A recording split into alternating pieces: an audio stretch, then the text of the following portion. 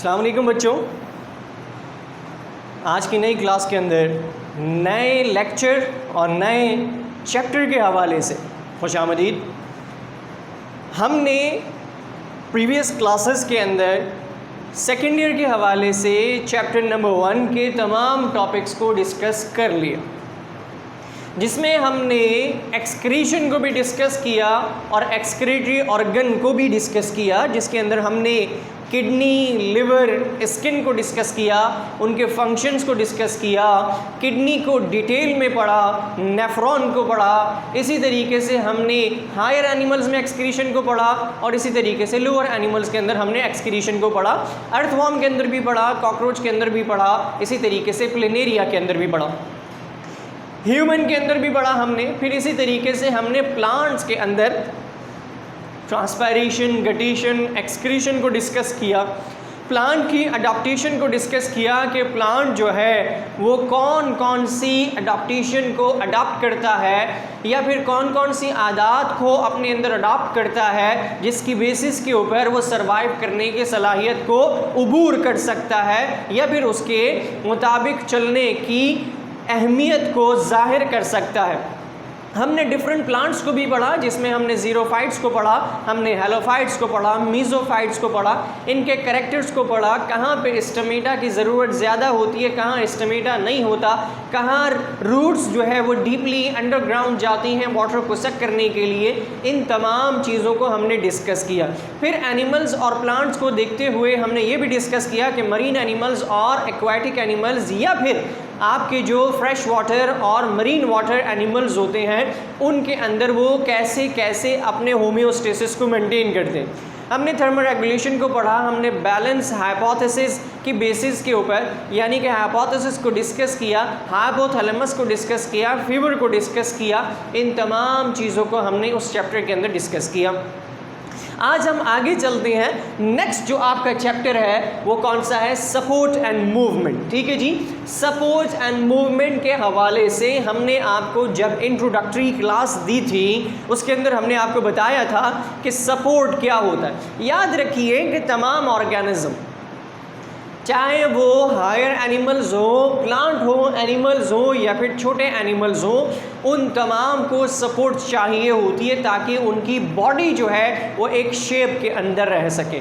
और इसी तरीके से लोअर एनिमल्स के अंदर उस शेप के मुताबिक अगर मूवमेंट हो रही है तो लोकोमोशन को हम डिस्कस करते हैं, और अगर हायर एनिमल्स के अंदर उस हैसियत से वो मूव कर रहे हैं तो उनकी मूवमेंट को डिस्कस किया जाता है। सपोर्ट का मतलब अगर हम बात करें तो एनिमल्स के अंदर उनका स्केलेटल स्ट्रक्चर होगा, प्लांट के अंदर उनके टिश्यूज़ और उसके साथ साथ वस्कुलर बंडल या वस्कुलर कैम्बियम होगा, जिसको हम डिस्कस करेंगे। जाइलम, फ्लोएम, कैम्बियम को डिस्कस करेंगे, उसके टिश्यूज़ के पार्ट्स को डिस्कस करेंगे।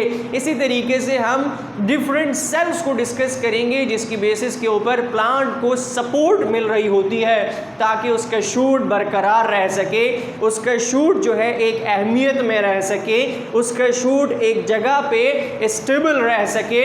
हम जब इन चीज़ों को बात करते हैं तो हम ये चैप्टर स्टार्ट करते हैं। चैप्टर नंबर 2 है आपका। हम स्टार्ट करने जाते हैं इस चैप्टर को। हम पहले इसको डिवाइड कर देते हैं बॉटनी पोर्शन के हवाले से। जब हम बॉटनी पोर्शन के हवाले से डिस्कस करते हैं तो बच्चों हम बात करते हैं प्लांट्स की। ठीक है जी, आपके सामने एक प्लांट जो है वो कंप्लीट नज़र आ रहा है, फिर आपके सामने एक शूट नज़र आ रहा है। अब जब हम इन चीज़ों को देखते हैं तो हमें ये पता चलता है कि जनाब ये जो खड़े हुए हैं एक साफ्ट के अंदर, कहीं ना कहीं इनके पास भी वो स्केलेटल स्ट्रक्चर होगा जिसकी बेसिस के ऊपर ये खड़े हुए हैं। अब हम इनके अंदर उसको स्केलेटल स्ट्रक्चर नहीं कहते क्योंकि इनके अंदर हड्डियों का ढांचा नहीं है, स्केलेटल स्ट्रक्चर नहीं है, यानी कि इनके अंदर ना तो एंडोस्केलेटन है, ना एक्सोस्केलेटन है, ना हाइड्रोस्टेटिक स्केलेटन है, लेकिन इनके पास xylem, phloem, cambium, vascular bundle, ठीक है जी, कॉर्ड कैम्बियम, वस्कुलर कैम्बियम, ये तमाम चीज़ें इनके पास मौजूद हैं, स्कैलरीड्स हैं, फाइबर्स हैं, ठीक है जी, जिसकी बेसिस के ऊपर ये प्लांट या फिर ये तमाम प्लांट्स, चाहे वो पाइनस ट्री हो बात समझ में आ गई? चाहे वो पाइनस ट्री हो जो कि 40 metre from the lowers area से अबव एरिया तक ग्रो कर जाता है, वो हो, याद रखिए कि उनके अंदर ये सेल और टिश्यूज़ उनको क्या प्रोवाइड कर रहे हैं? सपोर्ट प्रोवाइड कर रहे हैं। बात समझ में आ गई? अब हम जब बात करते हैं तो सपोज इन प्लांट्स के अंदर हम कुछ चीज़ों को देखते हैं। जब हम इन चीज़ों को देखते हैं तो इन चीज़ों को पढ़ने की ज़रूरत पड़ती है ताकि हम ये देखें कि शूट जो इतना बड़ा है वो उसके अंदर कौन कौन से पार्ट्स मौजूद हैं जो उसको सपोर्ट प्रोवाइड कर रहे हैं, जिसके बेसिस के ऊपर नीचे से मटेरियल यहाँ से गुजरता हुआ इन लीव्स तक पहुँच रहा है। ये लीव्स क्या क्या कर रही हैं, इन तमाम चीज़ों को हम डिस्कस करते हैं। टेम्परेचर प्रेशर, ठीक है जी, आपने मैकेनिज़्म पढ़ा था जिस मैकेनिज़्म के अंदर आप रूट प्रेशर थ्योरी को पढ़ते। टेंच का मतलब होता है स्वेलिंग। टेंच का मतलब क्या है? स्वेलिंग, यानी भूल जाना। बात समझ में आ गई? प्रेशर आप जानते हैं, ठीक है जी। लिग्निफाइज वॉल, अब ये वॉल्स क्या है इसको भी हम डिस्कस करेंगे। बंडल कैप्स को पढ़ेंगे, लार्ज वैक्यूल्स को पढ़ेंगे। इंपॉर्टेंट चीज पैरेन्काइमा, स्केलेरेन्काइमा एंड कोलिन्काइमेटिक टिश्यूज को पढ़ेंगे। इन पर आपका सवाल बन सकता है, वो ये आपसे कह सकता है कि आप इसको डिस्कस करें, इनके कैरेक्टर्स को बता दें कि पैरेन्काइमा, कोलिन्काइमा, स्केलेरेन्काइमा ये कौन कौन से टिश्यूज़ हैं, इनके बारे में आप बता दीजिए। आपको इन चीज़ों के बारे में पता होना चाहिए। आइए स्टार्ट करते हैं हम। जब हम स्टार्ट करते हैं तो प्लांट टिश्यूज़ के अंदर हम कुछ चीज़ों को देखते हैं, उन चीज़ों के बेसिस के ऊपर हम इन टिश्यूज़ को देखते हैं, स्केलेरेन्काइमा, कोलिन्काइमा, और इसी तरीके से आपके सामने जो तीसरा वाला होता है, यानी कि कौन सा, जिसे आप क्या कहते हैं? पैरेन्काइमा। ठीक है जी। आइए ज़रा प्लांट टिश्यूज़ की बात करते हैं। देखिए बच्चों, टिश्यूज़ कहते किसे?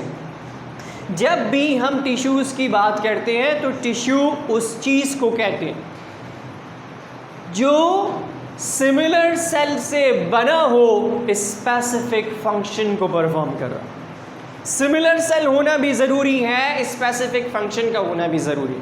अ group of similar sales, a group of similar cells which is specialized to perform a particular function. Similar cells, ठीक है जी। अब ये नहीं हो सकता कि इसके अंदर ये वाला सेल आके बैठ जाए, ठीक है जी, या फिर ये भी नहीं हो सकता कि इसके अंदर जो है वो ये वाला सेल आके बैठ जाए। क्लियर हो गई बात? तो group of similar cell which specialise to perform a particular function is called tissues. बात समझ में आ गई? चाहे वो प्लांट के टिश्यूज़ की डेफिनेशन हो या एनिमल्स के टिश्यूज़ की डेफिनेशन हो, आपने क्या करना है? आप ये छोटी सी डेफिनेशन को लिख दीजिए। A group of similar cells which specialise to perform a particular function, मखसूस फंक्शन को परफॉर्म करने वाले कलेक्शन ऑफ सेल्स जो कि एक टिश्यू को बना रहे हैं, उसे क्या कहते हैं? टिश्यू कहते हैं। अब हम टिश्यू को क्लासिफाई कर देते हैं कुछ बेसिस पर, मेरिस्टेमेटिक टिश्यूज़ और उसी के साथ परमानेंट टिश्यूज़। लॉन्ग लास्टिंग का मतलब होता है परमानेंट टिश्यूज़, ठीक है जी। मेरिस्टेमेटिक टिश्यूज़ वो टिश्यूज़ हैं जो कि डिवाइड हो सकते हैं, लिविंग सेल्स की बेसिस के ऊपर होते हैं, कैन बी डिवाइड, ठीक है जी। अब ये तीन तरह के होते हैं। पहला एपिकल, ठीक है जी, पहला एपिकल, दूसरा इंटरकैलुलर और तीसरा लेटरल, ठीक है जी। जब हम इन टिश्यूज़ की बात करते हैं तो याद रखिए कि आप सपोज करें कि आपके सामने एक शूट है, ठीक है जी। अब अगर ये यहाँ से ग्रो कर रहा है, बात समझ में आ गई? अगर ये इस जगह से ग्रो कर रहा है तो एपिकल, क्लियर हो गई बात? और अगर ये यहाँ से मिड पॉइंट से ग्रो कर रहा है तो इंटरकैलुलर।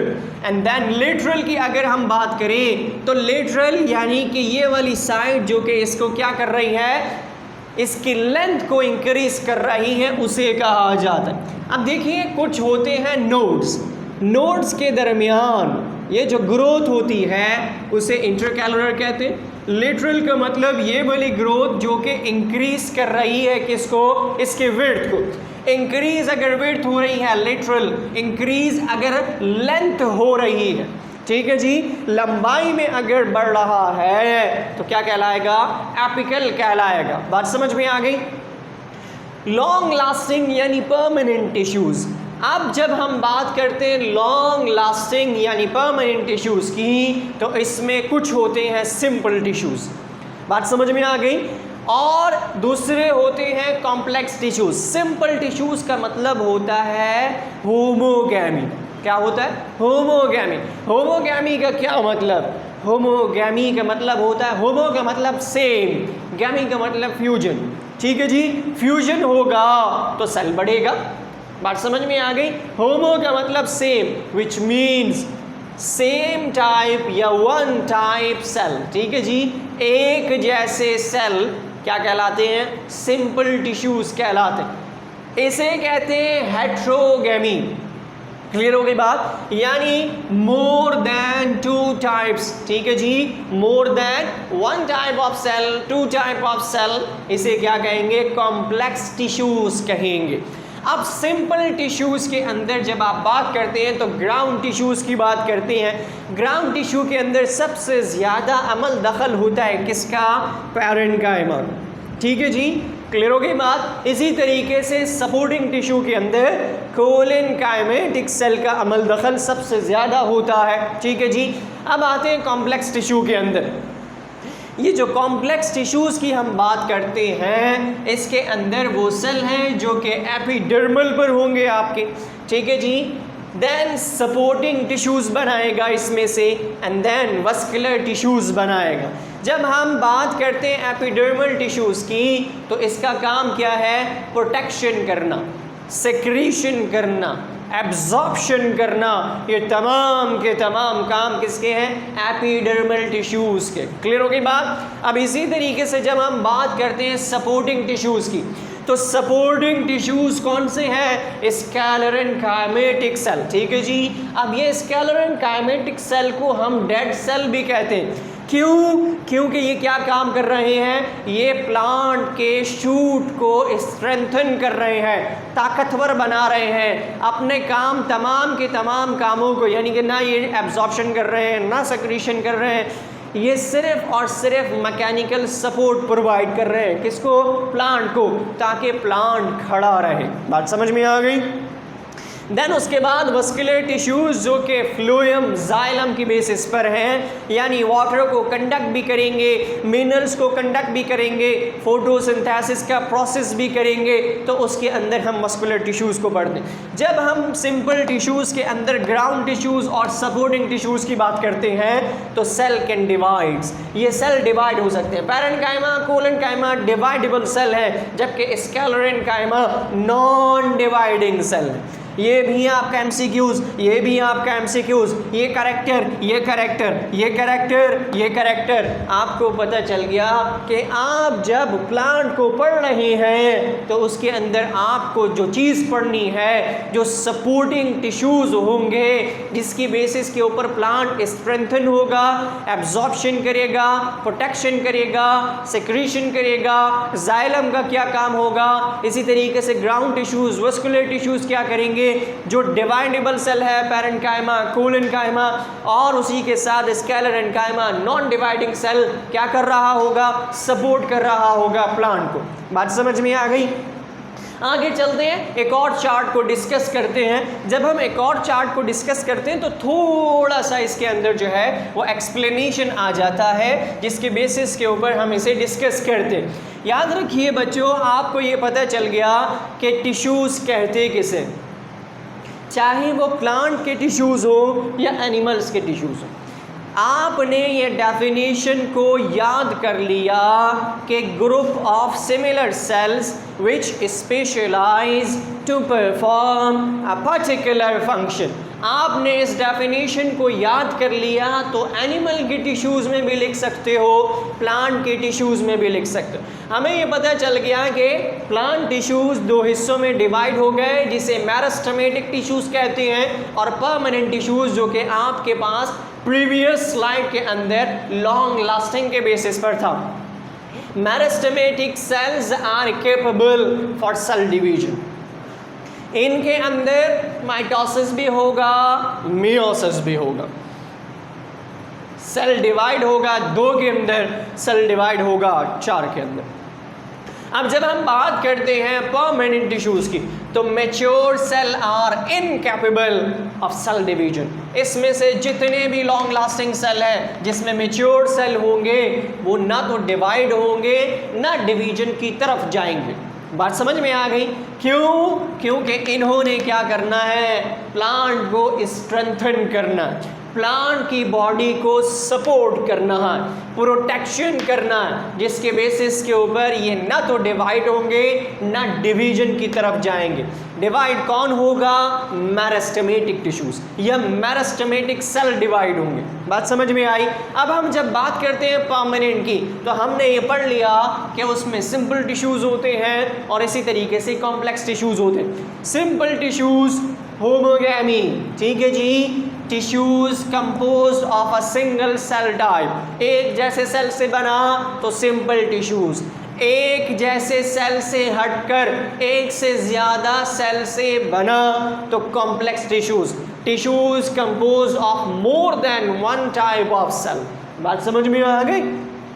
अब जब हम बात करते हैं इन दोनों की फर्दर डिवीजन की, तो सिंपल टिश्यूज, आपका सवाल, छोटा सवाल जो 2 मार्क्स का बॉटनी में अक्सर बनता है कि define simple tissues, discuss the different types of simple tissues, या एक्सप्लेन या right the name of simple tissues.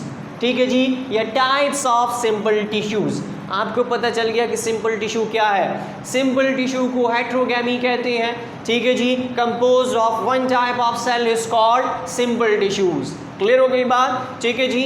अब हम कहते हैं कि इसके अंदर एपिडर्मिस सेल भी होंगे, पैरेन्काइमेटिक भी होंगे, कोलेनकाइमेटिक भी होंगे, इसी तरीके से स्क्लेरेनकाइमेटिक भी होंगे। पैरेन्काइमा, कोलेनकाइमा, इन्हें हम कहते हैं क्या? कोलेनकाइमा। क्लियर हो गई बात? पैरेन्काइमा एंड कोलेनकाइमा जो कि डिवाइडिंग सेल है, they are able to divide. ठीक है जी, क्लियर हो गई बात? Parenchyma and collenchyma are able to divide, we are called collenchyma. Clear हो गई बात? जबकि स्क्लेरेनकाइमा प्रोटेक्टिंग सेल हैं, ये प्रोटेक्ट करेंगे, they are not be able to divide. ठीक है जी, सर्टेन पीरियड ऑफ टाइम। अब आते हैं कहाँ पर? कॉम्प्लेक्स पर। जब हम कॉम्प्लेक्स पर आते हैं तो हमें पता चल गया मजमूए की बात हो रही है। सिंपल का मतलब क्या है कि वहाँ पर यानी कि आसानी से कोई ना कोई एक चीज़ होगी। कॉम्प्लेक्स का मतलब मजमुआ, इसीलिए यहाँ पर एक से ज़्यादा सेल से बन रही हैं कौन? Complex tissues. हम बात करते हैं जाइलम की, ठीक है जी, फ्लोएम की। ये कौन से हैं? कॉम्प्लेक्स टिश्यूज़ हैं। जाइलम, देन उसके बाद जाइलम वेसल्स, देन उसके बाद ट्रैकीड्स, फ्लोएम, ठीक है जी, स्टीफ ट्यूब्स, एंड देन उसके बाद कंपोजिशन सेल जो है उसको हम डिस्कस करेंगे। जाइलम का क्या काम है? जाइलम और फ्लोएम का क्या काम है? Conduct water, conduct minerals. ठीक है जी, responsible for photosynthesis, responsible for movement of water from lower portion to upper portion. Clear हो गई बात? हम इन चीज़ों को देखते हैं तो हमें ये समझ में आता है कि प्लांट की बॉडी को स्ट्रेंथन करने में किसका अमल दखल है? टिश्यूज़ का अमल दखल। आइए आगे चलते हैं। जब हम आगे चलते हैं तो हम चीज़ों को डिस्कस करते हैं फर्दर, जिसके अंदर हम सबसे पहले डिस्कस करेंगे किसे? पैरेन्काइमा। देखिए बच्चों, पैरेन्काइमेटिक सेल इस तरह से आपको नज़र आएंगे। आपको इन पैरेन्काइमेटिक सेल में कहीं भी स्पेस नज़र नहीं आ रहा। इंट्रासेलुलर स्पेस आपको कहीं भी नज़र नहीं आ रहा। ठीक है जी, इसमें आपको नहीं आ रहा। जब भी हम बात करते हैं किसकी?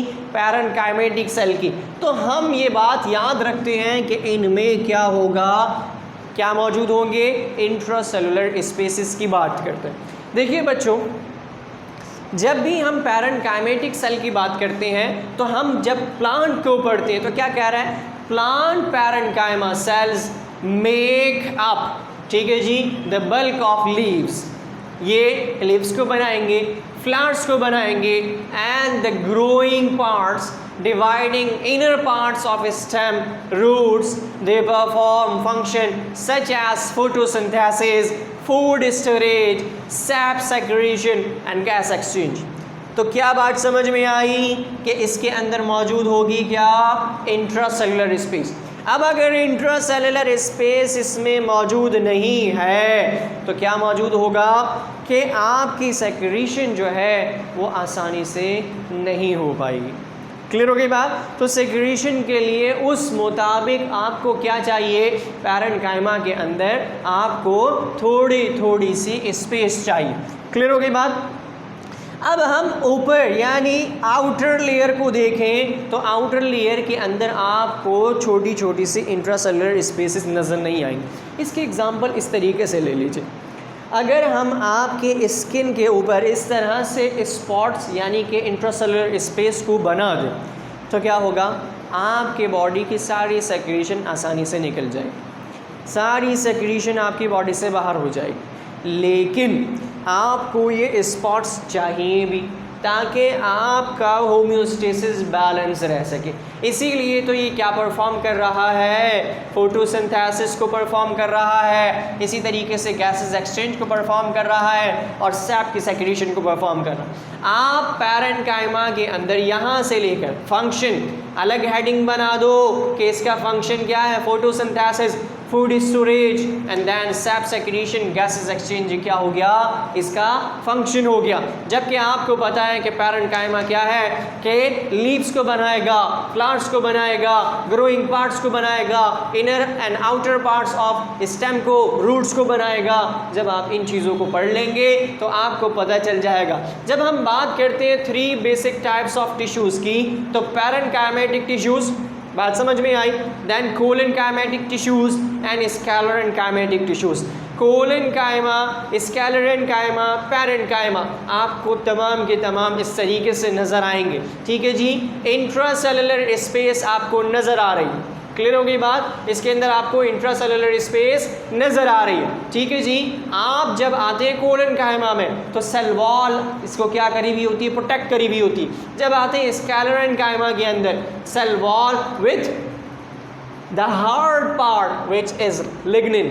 ठीक है जी, स्टोन सेल, और उसी के साथ हम इसे क्या कहते हैं, डेड सेल भी कहते हैं। स्टोन सेल के साथ साथ हम इसे क्या कहते हैं, डेड सेल भी कहते हैं। क्लियर हो गई बात। आगे चलते हैं। जब हम आगे चलते हैं तो आगे चलकर हम बात करते हैं किसकी, स्कैलरेन्काइमा की।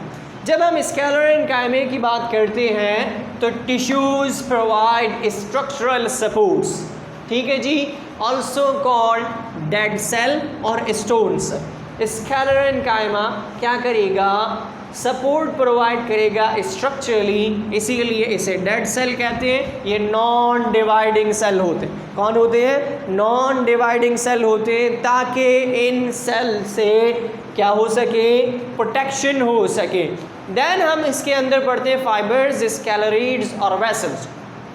देखिए बच्चों, जब हम स्कैलरेन्काइमा को पढ़ते हैं तो हम इसके अंदर किसको पढ़ते हैं, फाइबर्स को पढ़ते हैं। ठीक है जी, स्टोन सेल्स यानी स्कैलरीड्स को पढ़ते हैं, इसे स्टोन सेल भी कहते हैं, डेड सेल भी कहते हैं। ठीक है जी, और उसी के साथ साथ हम वेसल्स को भी पढ़ते हैं। आगे आइए, जब हम बात करते हैं कंडक्टिंग टिश्यूज़ की, ठीक है जी, तो कंडक्टिंग सेल्स के अंदर वस्कुलर सिस्टम को डिस्कस किया जाता है और ये क्या करते हैं, वाटर मिनरल्स को अबव पोर्शन पर पहुंचाते हैं ताकि क्या हो सके, आपकी बॉडी या प्लांट की बॉडी जो है वो क्या कर सके, सपोर्ट और मूवमेंट को बरकरार रख सके। चलिए आगे चलते हैं।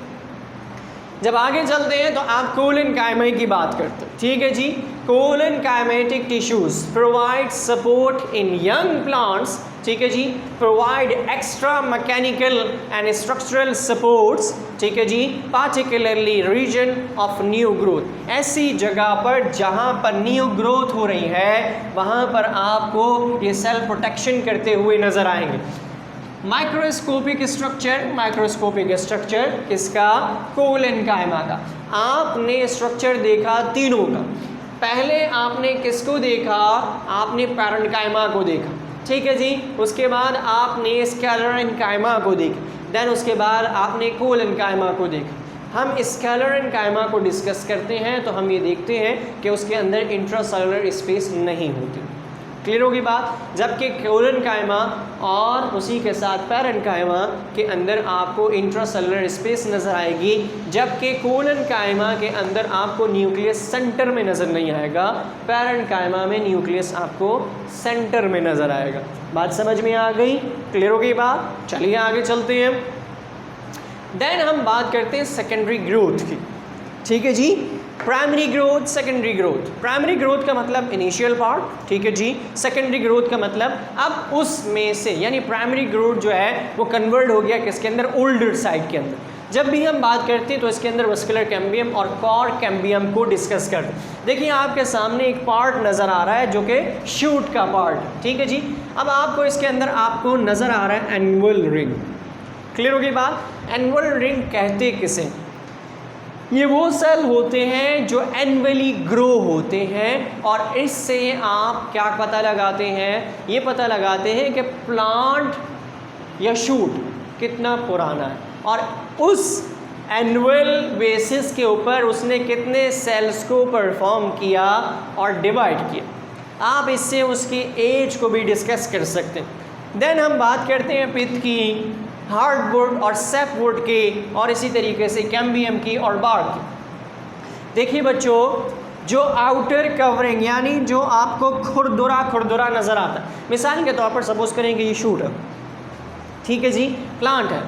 आप उस प्लांट के बॉडी को हाथ लगाएं शूट को तो आपको ऊपर नीचे बैलेंस इम्बैलेंसिंग पोजीशन नज़र आती है, उसे क्या कहते हैं? बार्क कहते हैं। उसके अंदर का पोर्शन कैम्बियम, देन उसके अंदर आपको सैपवुड नज़र आएगा और उसके बाद आपको हार्डवुड नज़र आएगा। इन दोनों के कलर में फ़र्क होता है। सैपवुड लाइटर कलर के अंदर मौजूद होता है, जबकि हार्डवुड जो होता है वो डार्कर पोजीशन के अंदर मौजूद होता है। ये हार्डवुड मैकेनिकल सपोर्ट प्रोवाइड करता है, जबकि ये क्या कर रहा होता है? ये कंडक्ट कर रहा होता है या फिर प्रोवाइड कर रहा होता है मटीरियल्स को, ये मटीरियल्स को प्रोवाइड नहीं कर रहा होता। बात समझ में आ गई? आगे आइए, पित्त, मिडल पार्ट के अंदर आपको पित्त नज़र आ रहा है सपोर्टिंग टिश्यूज़ की बेसिस के ऊपर। एक तने को हमने काट के दिखाया आपको जिसके अंदर हार्डवुड नज़र आ रहा है, ये रहा डार्क पोजीशन के अंदर, सैपवुड आपको थोड़ा सा लाइटर पोजीशन में नज़र आ रहा है। Vascular cambium, cambium xylem phloem से मिलकर बनेगा, इसीलिए हम इसे वस्कुलर बंडल भी कहते हैं। बार्क यानी आखिरी पोजीशन है जिसके अंदर आपको फ्लोएम और पेरिडर्म नज़र आएंगे, ठीक है जी। कॉर्ड कैम्बियम आपको नज़र आ रहा है, कॉर्क नज़र आ रहा है, ठीक है जी। आउटर पोजीशन के अंदर आपको नज़र आ रहा है बार्क और कॉर्क, थोड़ा सा फ़र्क होता है इसके अंदर। आइए आगे चलते हैं हम इसको, ताकि आसानी से डिस्कस कर सकें कि हार्डवुड और सैपवुड क्या होता है। देखिए बच्चों, हम कहते हैं हार्डवुड होता क्या, और इसी तरीके से हम कहते हैं कि सैपवुड होता क्या। हम जब बात करते हैं एक तने की, ठीक है जी, तो उस तने के अंदर हमें पता चल गया कि मिड के अंदर जो सेल मौजूद हैं वो क्या है? पित्त। क्लियर हो गई बात? और उसी के अंदर जो डार्कर पोजीशन है वो हार्डवुड और जो लाइटर पोजीशन है वो सैपवुड। इसी तरीके से जब आप किसी लकड़ी को काटते हैं और उसके अंदर आपको ऐसा नज़र आता है कि जैसे कि कोई कील घुसाकर उसके अंदर जो है एक लाइन लगाई हुई, तो ये वो लाइनें जिसे क्या कहा जाता है? आपके नोट्स कहा जाता है, जिसके बेसिस के ऊपर आप क्या करते हैं? ये पता लगाते हैं कि प्लांट किन तरह स्ट्रेंथन है। अब हम बात कर लेते हैं किसकी? सैपवुड की। जब सैपवुड की बात करते हैं तो physical activities like conduction of water and minerals, जैसे मैंने आपसे प्रीवियस स्लाइड के अंदर कहा कि सैपवुड लाइटर कलर के अंदर होगा और इसका काम क्या है? Conduction of water and minerals. जबकि हार्डवुड डार्क कलर में होगा, ना तो ये कंडक्ट कर रहा होगा वाटर को ना मिनरल्स को, सिर्फ और सिर्फ प्रोवाइड कर रहा होगा मैकेनिकल सपोर्ट, ताकि उसका तना या स्टेम जो है वो मजबूत हो सके। बात समझ में आ गई? तो heartwood sapwood lighter in colour, जबकि heartwood darker in colour, provide mechanical support to the plant. Clear होगी बात? चलिए आगे चलते हैं। जब हम आगे चलते हैं तो प्लांट्स के अंदर कुछ और चीज़ें होती हैं। अब मिसाल के तौर पर आपको ये जो फिगर्स नज़र आ रही, ये कोई चिड़िया का घोंसला नहीं है या फिर ये किसी मगरमच्छ की आंखें नहीं। देखिए बच्चों, किसी वजह से प्लांट की बॉडी में कट लग गया हो, काट दिया गया हो, बात समझ में आ गई? ठीक है जी। या फिर ऐसी आउटर ग्रोथ जो कि प्लांट की बॉडी में आपको वाज़ेह तौर पर नज़र आ रही, कैलस फॉर्मेशन कहलाती। अच्छा जी, वाउंड या हीलिंग इन प्लांट्स, वाउंड और हीलिंग चोट लगने को कहते हैं। बात समझ में आ गई? किसी वजह से चोट लग गई, काट दिया, कट लग गया या फिर कोई और चीज़ आपने कर दी, तो उस प्लांट के अंदर क्या कहलाती है? कैलस फॉर्मेशन कहलाती। Healing in plants with the formation of parenchymatic cell. Parenchyma क्या है? आपको पता चल गया कि पैरेनकाइमा क्या करते हैं? डिवाइडिंग सेल होते हैं ताकि इसको क्या कर सके? भर सके। इसकी एग्जांपल ऐसे ले लीजिए, आपकी बॉडी का कोई पार्ट, ठीक है जी, या टिश्यू आपकी बॉडी से कट जाए, तो आप डिफरेंट जगह से उसके टिश्यूज़ लेकर उस पर जोड़ते हैं, लेकिन वो प्रॉपरली नहीं जुड़ता, वो नज़र आ रहा होता है, पता चल रहा होता है। इसी तरीके से ये क्या कहलाते हैं? कैलस फॉर्मेशन कहलाते हैं। जब हम फाइबर और स्कैलरीज़ की बात करते हैं तो ये अपनी बॉडी से, यानी फाइबर्स और स्कैलरीज सपोर्टिंग टिश्यूज़ की बेसिस पर हम बात करते हैं और अपनी बॉडी से ऐसे मटेरियल को बाहर निकालते हैं जिसकी वजह से प्लांट की बॉडी और स्ट्रेंथन हो जाती है। लाइक रबर हो गया, ठीक है जी। येलो पार्ट आपको अगर नज़र आए प्लांट के अंदर, तो हम बात करते हैं इन टिश्यूज़ की जिसकी बेसिस के ऊपर प्लांट क्या होता है? स्ट्रेंथन होता है। क्लियर होगी बात? ठीक है जी, रोको इसको। तो बच्चों, हमने जो बात की प्लांट्स के अंदर टिश्यूज़ के हवाले से, अभी हमने सिर्फ और सिर्फ प्लांट के अंदर किसकी बात की है? हमने सपोर्ट की बात की। नेक्स्ट क्लास में जब आपके सामने आएंगे तो हम उस क्लास के अंदर मूवमेंट इन प्लांट को डिस्कस करेंगे। जब हम मूवमेंट इन प्लांट को डिस्कस करेंगे तो आप वो तमाम मूवमेंट को पढ़ेंगे जिसके अंदर ऑटोमेटिक भी आप पढ़ेंगे, पैराटोनिक भी आप पढ़ेंगे, ठीक है जी। तो आज की क्लास को हम यहीं वाइंड अप करते हैं। नेक्स्ट क्लास में आपसे मुलाकात होगी। अल्लाह हाफ़िज़।